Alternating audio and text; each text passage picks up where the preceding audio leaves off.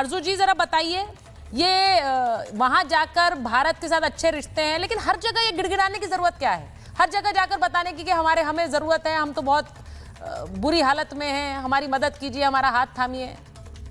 आदत मेरे ख्याल से 78 ईयर्स से शायद आदत पड़ गई है और एक ही तरह का स्क्रिप्ट, एक ही तरह का डिक्टेशन लेकर जाकर एक ही बात करने की, शायद इस वजह से वो वही बात कह गए जो हमेशा से कहते आए हैं। उनकी तो कई वीडियोस वायरल हैं प्राइम मिनिस्टर शहबाज शरीफ साहब की, लेकिन मेरा ख्याल है कि जो इनके एडवाइज़र्स हैं, जो इनके साथ लोग जाते हैं, उनको डेफिनेटली इनको कुछ और लाइंस भी समझा देनी चाहिए कि आप ये भी बात कर सकते हैं, थोड़ा सा बेहतर तरीके से भी आप किसी के साथ मदद मांग सकते हैं। लेकिन हर बार यही एम्बैरेसमेंट हमें देखने को मिलती है। जहाँ तक उनके एयरफोन की बात थी, तो वो तो हमारे यहाँ उस्मान बुज़दार साहब जो कि पंजाब के चीफ मिनिस्टर रह चुके हैं इमरान खान के टाइम पे, उनके साथ भी यही प्रॉब्लम रहता था। उन्हें समझ नहीं आती थी कि ये किस तरीके से कान में लगाना है और क्या करना है। तो ये हमारे पॉलिटिशियंस का एक इशू है और मुझे समझ नहीं आती वो इनके जो टीम होती नहीं बता देती और ऑन द कैमरा इस किस्म की चीज़ें सामने आती हैं।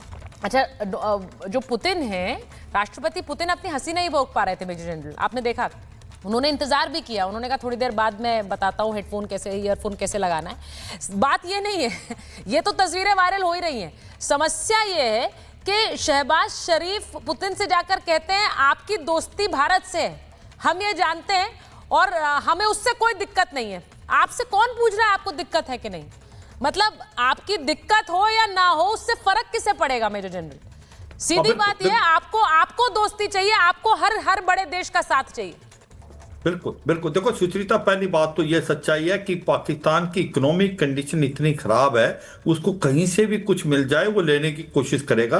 और रूस के पास वो क्यों जाना है? उसको पता है कि डिस्काउंटेड ऑयल मिल रहा था, भारत और चीन इसको खरीदते थे। अगर रूस मान जाता है उसको भी मिल जाता, बिकॉज जो स्पेशली पाकिस्तान की इकोनॉमी कंडीशन बहुत अच्छी नहीं है। मगर अमेरिका को ये देखना चाहिए, वो पाकिस्तान जिस आसिम मुनीर को आप बुला के व्हाइट हाउस में लंच देते हैं, अब वो पाकिस्तान किस प्रकार से चीन और रूस के पास गया हुआ है। तो ये अभी अमेरिका को पता रखना चाहिए असली दोस्त कौन है और असली दुश्मन कौन है। मुझे लगता है कि कहीं ना कहीं उनकी जो डिप्लोमेसी है, जो डोनाल्ड ट्रंप की, उसने एक अच्छे दोस्त को खुआ दिया। एक ये जो कि 25 साल से रिलेशनशिप भारत ने बनाए थे अमेरिका के साथ, आपने इस मूर्खता से कि 50% टैरिफ लगाए और आपने इसको जीरो कर दिया। और एक पाकिस्तान जो आपको कुछ नहीं दे सकता एक्सेप्ट क्रिप्टो करेंसी आपकी फैमिली के लिए या आपको नोबेल पीस प्राइज के लिए नॉमिनेट करने के लिए, इसका कोई महत्व नहीं है।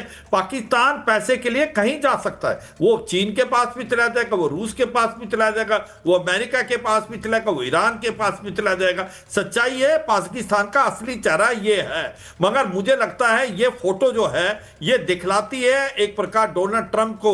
उनको समझ आना चाहिए कि भारत उनके लिए क्यों इंपॉर्टेंट है।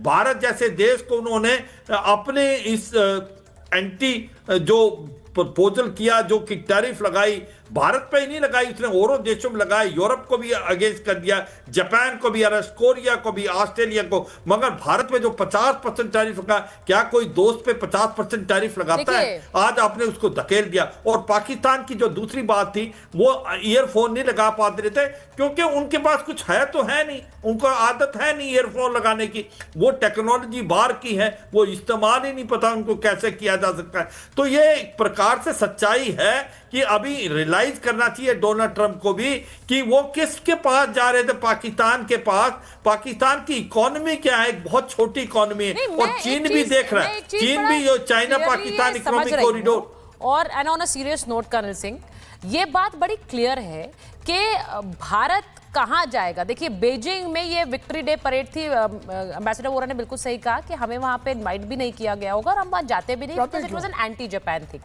लेकिन मेरा सवाल आपसे ये है कि भारत के लिए बड़ा क्लियर है कि हमें किसका फोन उठाना है, किसका नहीं उठाना है, हमें किसके साथ मुलाकात करनी है, ये हम तय करेंगे। लेकिन पाकिस्तान के साथ क्या ऐसा नहीं है? वहां पे ट्रंप बुलाएंगे तो वहां भागते हुए जाना पड़ेगा, अगर यहाँ बेजिंग बुलाएगा तो यहाँ भागते हुए जाना पड़ेगा, और उनके बीच में अगर लड़ाई होगी तो दोनों तरफ से फटकार भी पड़ेगी। ये सवाल मेरे तरफ से मैं पास ऑन कर देता हूं। आरजू जी जरा दिल पर हाथ रखकर बोल दीजिए, क्या ये बात सही है या नहीं कि अगर इसी समय ट्रंप बोले रातों रात पहुंचिए, क्या पाकिस्तान का प्राइम मिनिस्टर या चीफ पहुंचेगा या नहीं? मैं आंसर दूंगा तो वो एंटी पाकिस्तान माना जाएगा। मैं कह रहा हूं एक हमारी पाकिस्तान की अपनी जाबाज लड़की जो है वो सच क्यों ना बोल दे। हाँ आरजू जी बताइएगा, जाएगा या नहीं जाएगा? सर जाना तो पड़ेगा। ये बात, thank you, you are more than honest, you are more than honest, I admire you. और मैं आपको क्रिटिसाइज नहीं कर रहा हूं, आप अच्छी क्रिटिक हैं अपने देश की, कि आप अपने देश को जानती हैं, आपने अपने देश को ठीक करना चाहती हैं, इसलिए आप वहां की अच्छी क्रिटिक मान जाती हैं। आ गई बात कि ट्रंप का जाना या मंगाना आपको, या आप let us take a live example, आपके चीफ को बुलाना और आपके प्राइम मिनिस्टर को ना मिलाना बुलाना, क्या एज अ पाकिस्तानी आपको एक्सेप्टेबल है? होना चाहिए? आप बता दीजिए। चलिए। नहीं सर, मेरे ख्याल से तो ऐसा नहीं होना चाहिए, बिल्कुल नहीं होना चाहिए।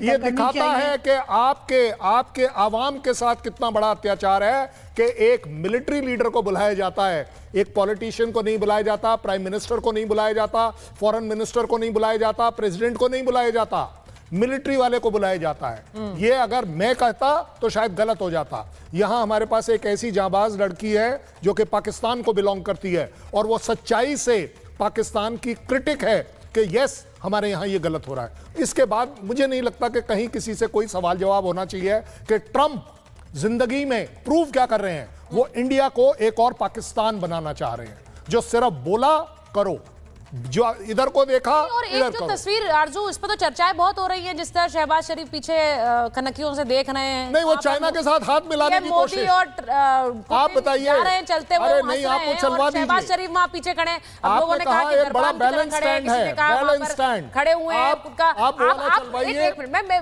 रिएक्शंस की बात कर रही हूं। पाकिस्तान में क्या रिएक्शंस है भाई? दूसरा भी मंगा लीजिए आरजू जी। देखिए पाकिस्तान में तो काफी लोग तो यही कह रहे हैं कि उनको वहां खड़ा ही नहीं होना चाहिए था, कहीं साइड पे हो जाते, या अगर आ ही गए थे बीच में तो जाके मोदी जी को जादू की झप्पी दे देते, ये भी कर सकते थे। कुछ ना कुछ तो करना चाहिए था, लेकिन उन्होंने कुछ नहीं किया, ना वो साइड पे हुए ना उन्होंने जादू की झप्पी दी। और उस फ्रेम में आना, मुझे नहीं पता, लेकिन वो उस फ्रेम में आना, वो तस्वीर ऐसी वायरल हो रही है, अभी भी हम चला रहे हैं। सीधी बात यह है कि आज के मौजूदा समय में नॉन अलाइंड रहना एक बहुत बड़ी उपलब्धि है, और अगर कोई देश वो कर पा रहा है तो वो भारत है। हम रूस से बात करते हैं, हमारी अभी भी मिलिट्री एक्सरसाइज अमेरिका के साथ है। अमेरिका ये जानता है कि उसे भारत की जरूरत है, इसीलिए जब एससीओ की बैठक हुई तो मार्को रूबियो का बयान आ गया इस दोस्ती के कसीदे पढ़ते हुए। डोनाल्ड ट्रंप भी अपने प्रेसर में कल बता रहे हैं कि भारत और अमेरिका के रिश्ते कितने अच्छे हैं, लेकिन हमारे तब ये वन साइडेड थे, इसीलिए हमने टैरिफ लगाया। वो जस्टिफिकेशन दे रहे हैं। सीधी बात यह है कि भारत की जो उभरती शक्ति या फिर भारत का जो दम है